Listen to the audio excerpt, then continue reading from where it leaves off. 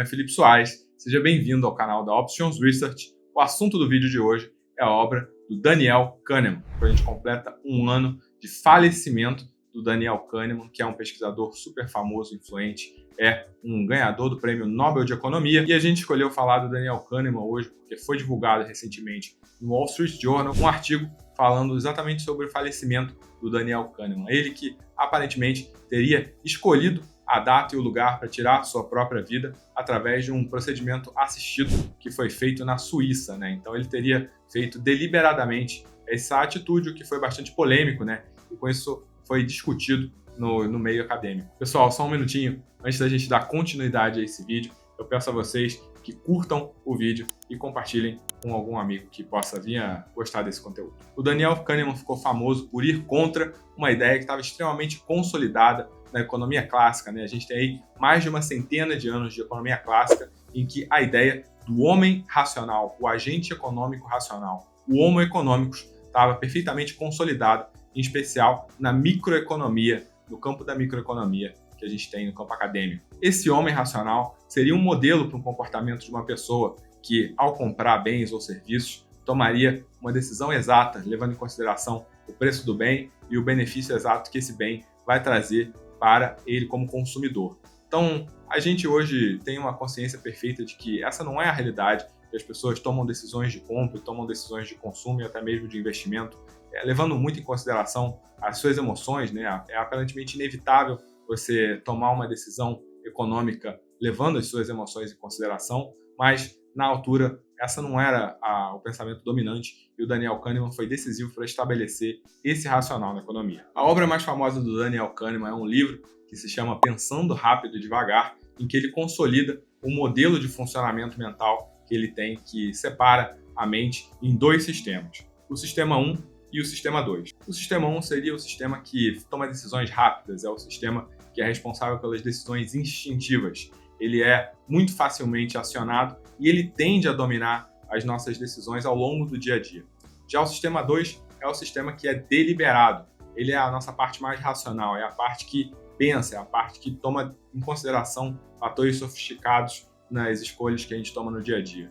O ideal seria a gente usar mais o sistema 2, mas o negócio do sistema 2 é que ele é muito custoso e com isso o humano se desenvolveu tendo uma parcimoniosidade muito grande ao usar o sistema 2. Ele demanda esforço, ele demanda energia e com isso a gente tem que se policiar para usar cada vez mais a racionalidade das nossas decisões. Um dos estudos publicados na obra do Daniel Kahneman que ficou mais famoso é o estudo do Marshmallow.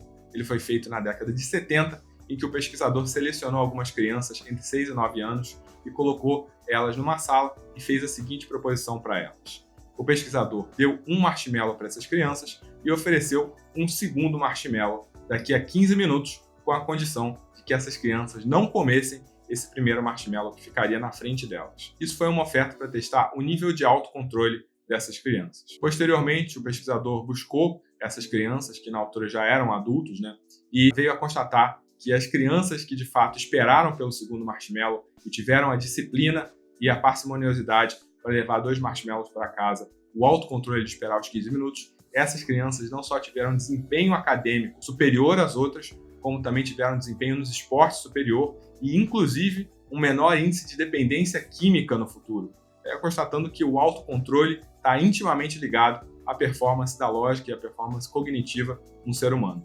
A lógica e a disciplina, de acordo com esse estudo, são treináveis e não só isso, como andam juntas na mente humana. Uma outra observação bem interessante é de que existiriam campos em que o sistema 1 é extremamente competente e outros campos do conhecimento em que o sistema 1 é incompetente. Como o Daniel Kahneman era um pesquisador de economia, e economia é nomeadamente uma área do conhecimento em que o sistema 2 domina, né, a racionalidade é o que dá resultados melhores no campo econômico, acaba que o livro acaba com um tom um pouco detrimental em relação ao sistema 1. Mas a gente teve outros pesquisadores de psicologia que ressaltam as qualidades do sistema 1 em questões humanas e em questões em que a intuição tem um desempenho melhor em relação ao sistema 2. Uma outra ideia muito interessante do Daniel Kahneman é a ideia do viés de disponibilidade.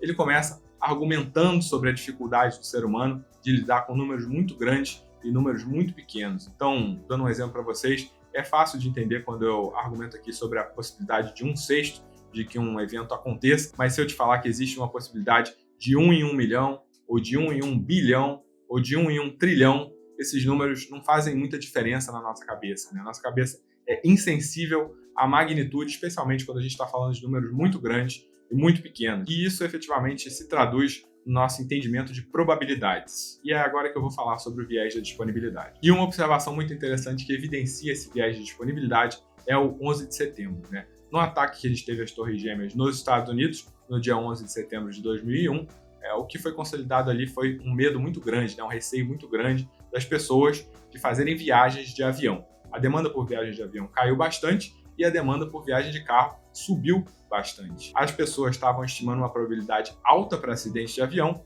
e uma probabilidade um pouco mais baixa para acidente de carro. Isso não é condizente com a realidade. A realidade é que a probabilidade de acidente de avião é bastante baixa e a probabilidade de acidente de carro é bastante alta.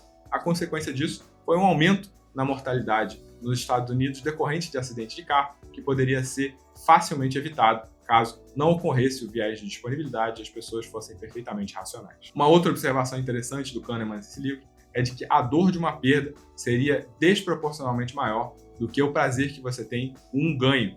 E isso é muito interessante, é um sentimento que diz que se você tiver uma perda de R$10 e subsequentemente você tiver um ganho de R$10, essa perda vai ter doído mais do que o seu prazer do ganho e você vai ter uma sensação pior do que o que você tinha antes de todos esses perdas e ganhos, apesar de você ter terminado esse procedimento todo no 0 a 0. Esse tipo de argumento é muito importante para as pessoas que aplicam na bolsa, né? Afinal de contas, na bolsa a gente tem todo dia perdas e ganhos em algumas ações e em outras ações, e é interessante você saber como que você vai ser impactado emocionalmente pela flutuação dos preços do mercado e como é que isso pode vir a ditar as suas atitudes de compra e venda nos dias futuros. Para finalizar a nossa análise aqui da obra do Daniel Kahneman, eu vou falar sobre a ideia da regra do auge e do fim. Nessa regra, o Daniel Kahneman argumenta de que, numa experiência, as pessoas tendem a lembrar somente do auge e do fim dessa experiência e não lembram do resto da experiência. O Kahneman fez um experimento baseado em colonoscopia, num exame de colonoscopia. Você tinha 2 grupos, o Kahneman separou os pacientes em 2 grupos. Em um dos grupos, o exame de colonoscopia foi feito de uma forma regular, e no segundo grupo, esse exame de colonoscopia, na realidade, demorou muito mais do que deveria. Só que, nesse segundo grupo, o exame de colonoscopia teve um fim mais suave. Ele fez um fim muito mais suave do que o normal, e os pacientes do segundo grupo acabaram falando que o exame tinha sido menos dolorido do que o do primeiro grupo, apesar de, objetivamente, o segundo grupo ter sentido mais dor do que o primeiro, por causa da duração mais longa do exame. Então é curioso como que a nossa memória e a nossa percepção de dor e de prazer se altera com o desenrolar da experiência. E com essa última ideia, a gente encerra o nosso vídeo sobre o Daniel Kahneman, com a especulação que nós e o mercado todo fez sobre essa ideia do auge e do fim. Seria o Daniel Kahneman uma opção de ter encerrado a sua própria vida para sair no melhor momento, para sair no momento que ele estava feliz e satisfeito e não experimentar a decrepitude da velhice? É uma reflexão que o mercado vem fazendo e com isso eu me despeço de vocês. Um abraço e até a próxima.